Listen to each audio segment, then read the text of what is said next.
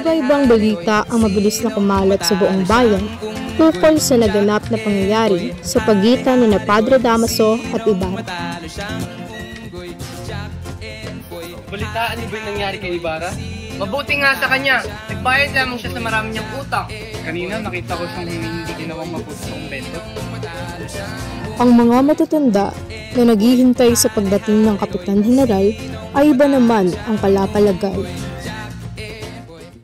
Teka lang, mahirap sisihin ng sino man dahil hindi natin alam kung sino ang may sala.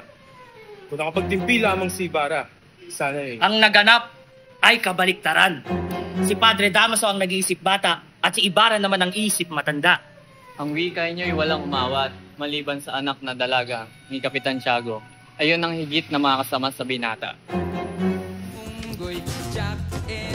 Ang mga babae ay may kanya-kanya ring puro-puro.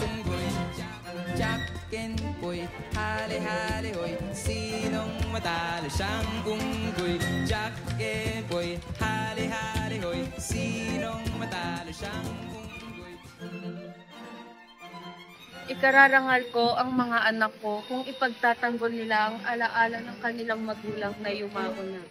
Kung kayo ay may yumaong asawa at isang araw ay inalipusta ang kanilang alaala at nakita nyo ang anak nyo na hindi man lang pinansin ang mga nangyari. Hindi ko siya bebendisyonan. Hindi yan sinasabi ng isang ina. Ngunit, hindi ko rin malaman ang aking gagawin.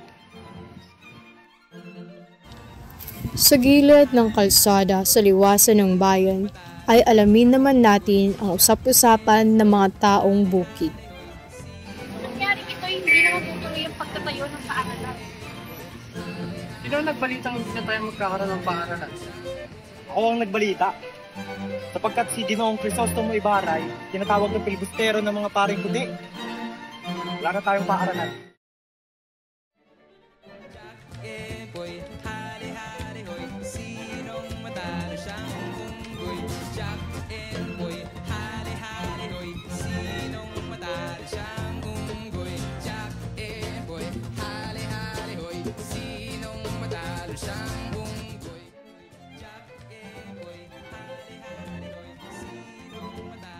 Ready, Ready, 1, 2, 3, go. Nabalitaan niyo ba yung nangyari kay Ibarra? Teka lang, mahirap sisihin ng sino man dahil hindi natin alam kung sino ang may sala. Utang ina mo na. Nakita ng anak ko.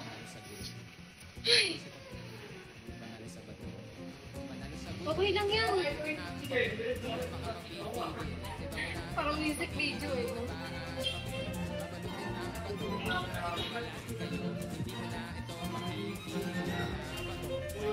Ang mo kainin mo kaya eh. Who the fuck are you now, bro?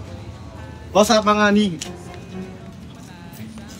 Na? Sinuan na. Tangig, ako sinuan eh. Ako sa tao. May pangulo ba dati? Pero no mo? Hali-hali hoy, sinong matalo siyang unggoy? Jack and Boy,